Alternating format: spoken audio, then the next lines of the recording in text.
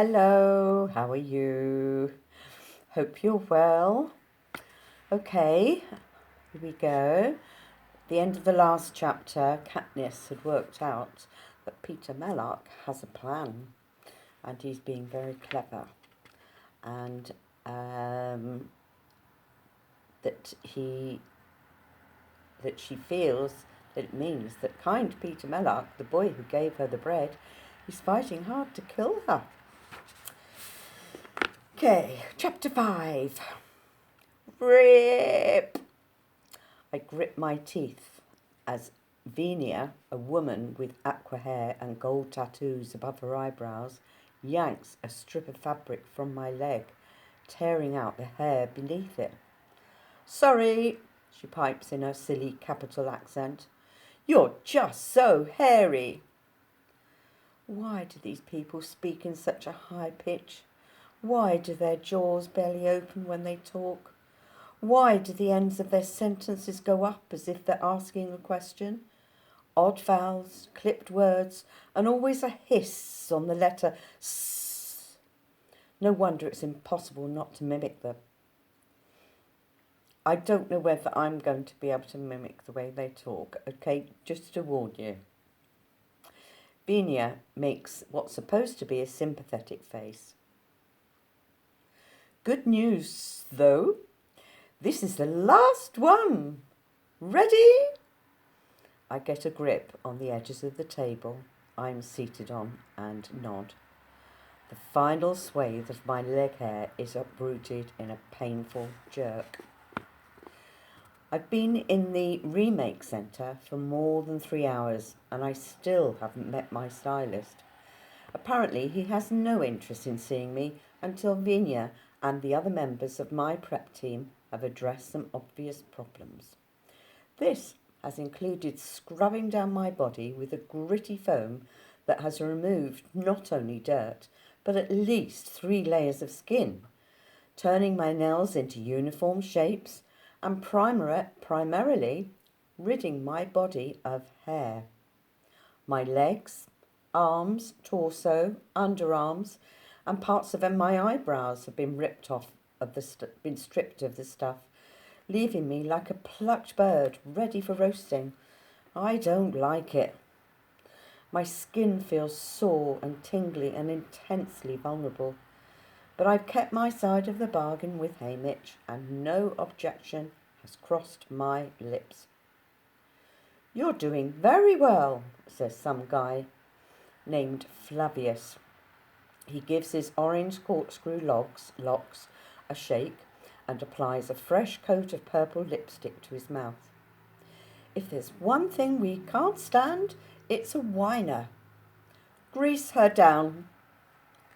Venia and Octavia, a plump woman whose entire body has been dyed a pale shade of pea green, rub me down with a lotion that first stings but then soothes my raw skin. Then they pull me from the table, removing the thin robe I've been allowed to wear off and on. I stand there completely naked as the 3 circle me, wielding tweezers to remove any last bits of hair. I know I should be embarrassed, but they're so unlike people that I'm no more self-conscious than if a trio of oddly coloured birds were pecking around my feet. The 3 step back and admire their work. "Excellent! You almost look like a human being now," says Flavius, and they all laugh. I force my lips up into a smile to show how grateful I am. "Thank you," I say sweetly. "We don't have much cause to look nice in District 12. This wins them over completely. "Of course you don't, you poor darling," says Octavia, clasping her hands together in distress for me. "But don't worry," says Venia. "By the time Cinna is through with you, you're going to be absolutely gorgeous. We promise. You know now that we've got rid of all the hair and filth. You're not horrible at all," says Flavius encouragingly. "Let's call Cinna." They dart out of the room. It's hard to hate my prep team. They're such total idiots. And yet, in an odd way, I know they're sincerely trying to help me. I look at the cold white walls and floor and resist the impulse to retrieve my robe.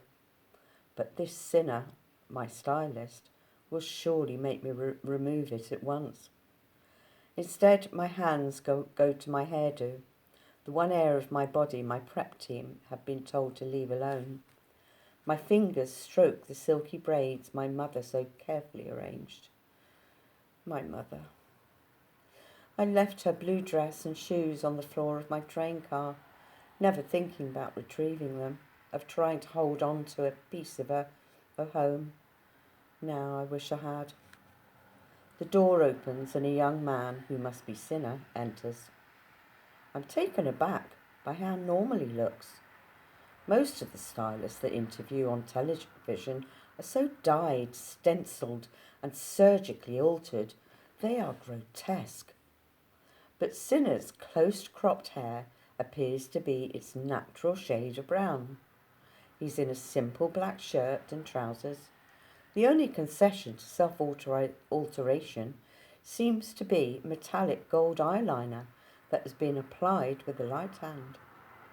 It brings out the flecks of gold in his green eyes, and despite my disgust with the capital and their hideous fashions, I can't help thinking how attractive it looks.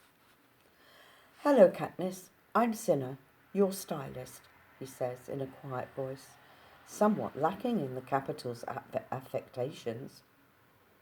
"Hello," I venture cautiously. "Just give me a moment, all right?" he asks. He walks around my naked body, not touching me, but taking in every centimetre of it with his eyes. I resist the impulse to cross my arms over my chest. "Who did your hair?" "My mother," I say. "It's beautiful, classic, really, and in almost perfect balance with your profile. She has very clever fingers," he says. I'd expected someone flamboyant, someone older trying desperately to look young, someone who viewed me as a piece of meat to be prepared for a platter. Cinna has met none of those expectations. "You're new, aren't you? I don't think I've seen you before," I say. Most of the stylists are familiar, constants in the ever-changing pool of tributes. Some have been around my whole life. "Yes, this is my first year in the games," says Cinna. "So they gave you District 12, I say. "Newcomers generally end up with us, the least desirable district." "I asked for District 12, he says, without further explanations. "Why don't you put on your robe and we'll have a chat?" Pulling on my robe, I follow him through a door into a sitting room. 2 red couches face each other over a low table.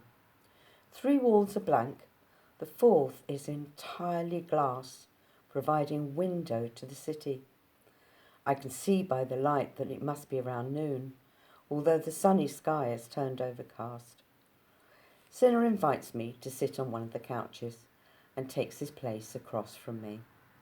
He presses a button on the side of the table, and the top splits, and from below rises a second tabletop that holds our lunch.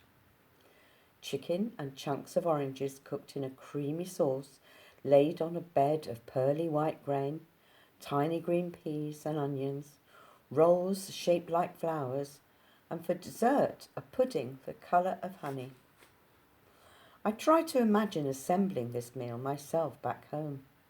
Chickens are too expensive, but I could make do with a wild turkey. I'd need to shoot a second turkey to trade for an orange. Goat's milk would have to substitute for the cream. We can grow peas in the garden. I'd have to get wild onions from the woods. I don't recognise the grain. Our own tessera ration cooks down to an unattractive brown mush. Fancy rolls would mean another trade with the baker, perhaps for 2 or 3 squirrels.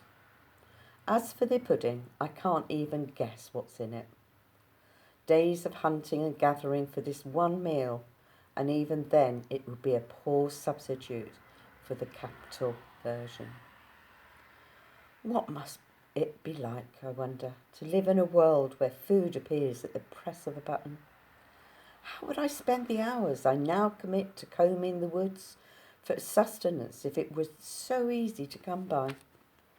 What do they do all day, these people in the capital, besides decorating their bodies and waiting around for a new shipment of tributes to roll in and die for their entertainment? I look up and find Cinna's eyes trained on mine. How despicable we must seem to you, he says. Has he seen this on my face or somehow read my thoughts? He's right, though. The whole rotten lot of them is despicable. No matter, says Cinna. So, Katniss, about your costume for the opening ceremonies. My partner, Portia, is the stylist for your fellow tribute, Peeta, and our current thought is to dress you in complementary costumes, says Cinna.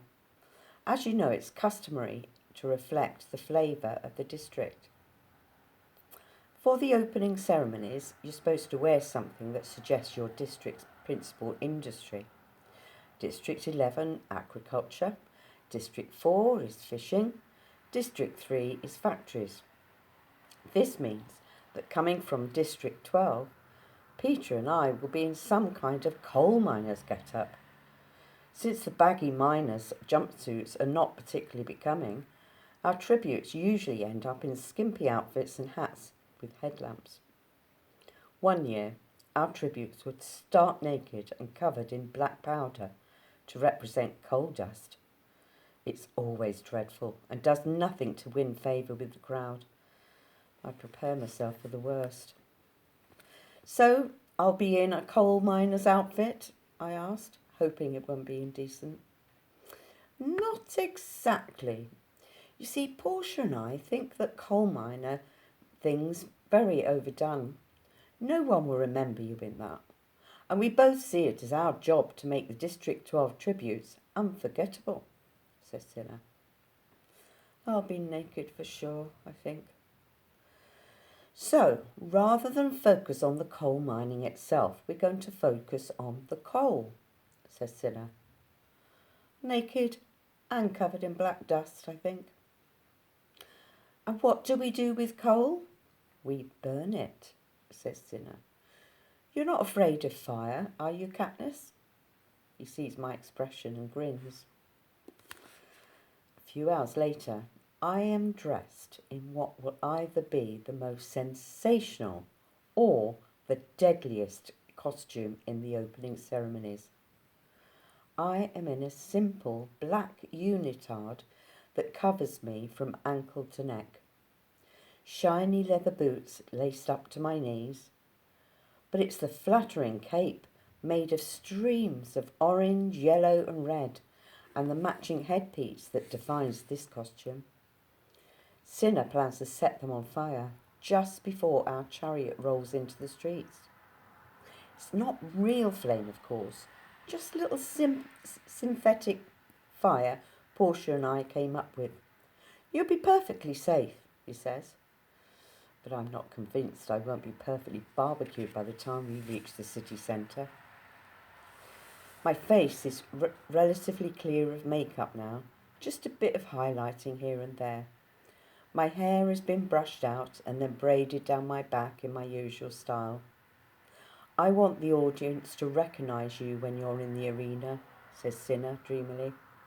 Katniss, the girl who was on fire. It crosses my mind that Cinna's calm and normal demeanour masks a complete madman. Despite this morning's revelations about Peeta's character, I'm actually relieved when he shows up, dressed in an identical costume. He should know about fire, being a baker's son and all. His stylist, Portia, and her team accompany him, and everyone is absolutely giddy with excitement over what a splash we'll make, except Cinna. He just seems a bit weary as he accepts congratulations. We are whisked down to the bottom level of the remake centre, which is essentially a gigantic stable. The opening ceremonies are about to start. Pairs of tributes are being loaded onto chariots pulled by teams of 4 horses. Ours are coal black. The animals are so well trained, no one even needs to guide their reins. Cinna and Portia direct us into the chariot and carefully arrange our body positions, the drape of our capes, before moving off to consult with each other. "What do you think?" I whisper to poor Peter. "About the fire?" "I'll rip off your cape if you'll rip off mine," he says through gritted teeth. "Deal," I say. "Maybe if we can get them off soon enough, we'll avoid the worst burns." "It's bad, though. They'll throw us into the arena no matter what conditions we're in." I know we promised Hamish we'd do exactly what they said, but I don't think he considered this angle. "Where is Hamish, anyway? Isn't he supposed to protect us from this sort of thing?" says Peter. "With all that alcohol in him, it's probably not advisable to have him round an open flame," I say. And suddenly we're both laughing. I guess we're both so nervous about the games, and more pressingly, petrified of being turned into human torches, we're not acting sensibly. The opening music begins. It's easy to hear, blasted around the capital. Massive doors slide open, revealing the crowd-lined streets. The ride lasts about 20 minutes and ends up at the city circle, where they will welcome us, play the anthem, and escort us into the training centre, which will be our home, or prison, until the games begin. The tributes from District 1 ride out in a chariot pulled by snow-white horses.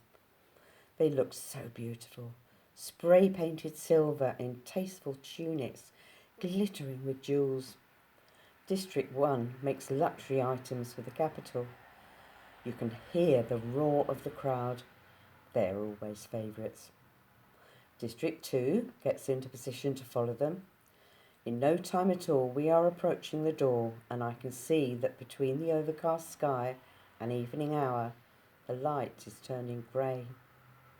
The tributes from District 11 are just rolling out when Cinna appears with a lighted torch. "Here we go then," he says, and before we can react, he sets our capes on fire. I gasp, waiting for the heat. But there is only a faint tickling sensation. Cinna climbs up before us and ignites our headdresses. He lets out a sigh of relief. It works. Then he gently tucks a hand under my chin. "Remember, head high, smiles. They're going to love you."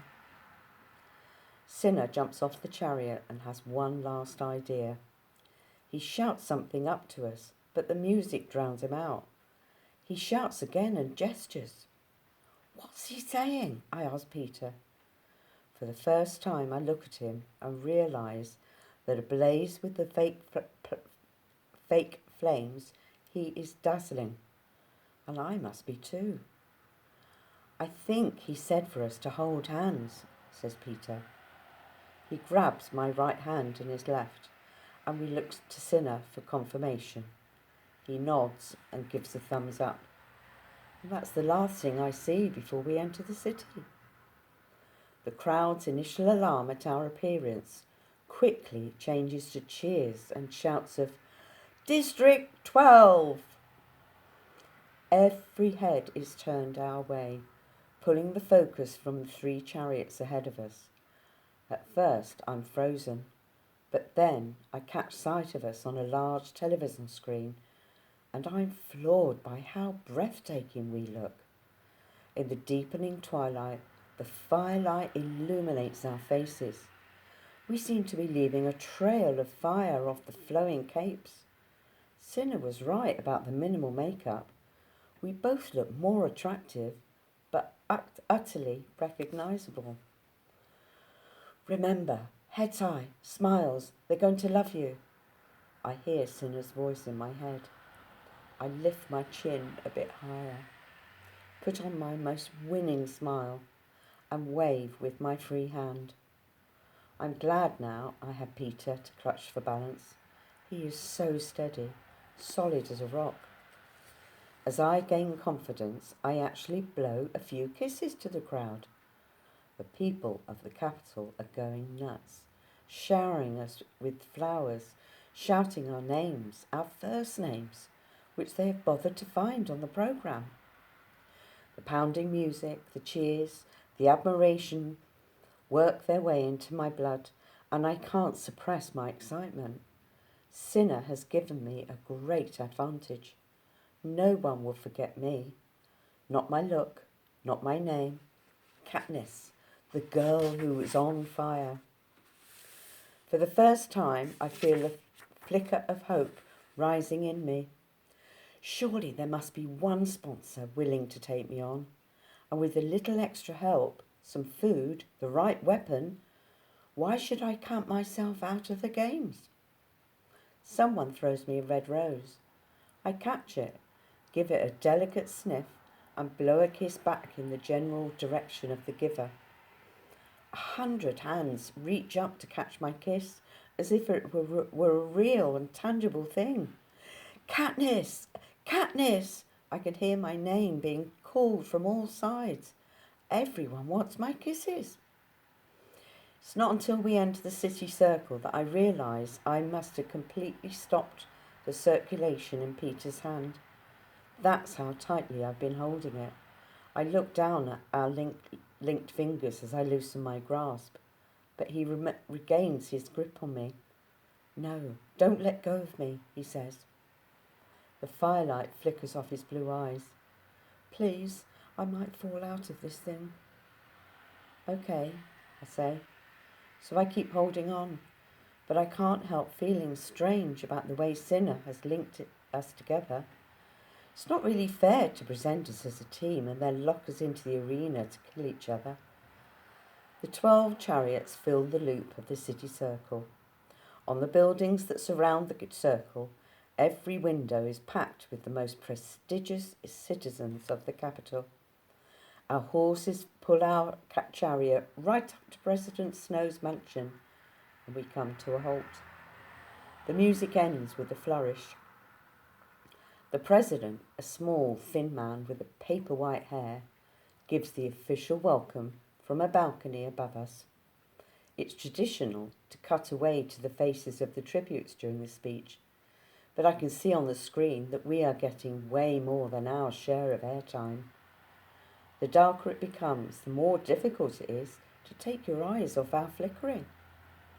When the national anthem plays, they do make an effort to do a quick cut around to each pair of tributes, but the camera holds on the District 12 chariot as it parades around the circle one final time and disappears into the training centre. The doors have only just shut behind us when we're engulfed by the prep teams, who are nearly unintelligible as they babble out praise. As I glance around, I notice a lot of the other tributes are shooting us dirty looks, which confirms what I'd suspected. We're literally outshone them all. Then Cinna and Portia are there, helping us down from the chariot, carefully removing our flaming capes and headdresses. Portia extinguishes them with some kind of spray from a canister. I realise I'm still glued to Peter and force my stiff fingers to open. We both massage our hands. Thanks for keeping hold of me. I was getting a little shaky there, says Peter. Excuse me. It didn't show, I tell him. I'm sure no one noticed. I'm sure they didn't notice anything but you. You should wear flames more often, he says. They suit you. And then he gives me a smile that seems so genuinely sweet, with just the right touch of shyness. The unexpected warmth rushes through me. But a warning bell goes off in my head. Don't be so stupid. Peter is planning how to kill you, I remind myself. He's luring you in to make you easy prey. The more likeable he is, the more deadly he is. But because two can play at this game, I stand on tiptoe and kiss his cheek, right on his bruise. Okay, that's chapter 5. What do you think? So I do think it's going to be a few more chapters before they go into the actual games, because obviously the next one is the training centre. Okay. Love you loads. See you soon. Mwah.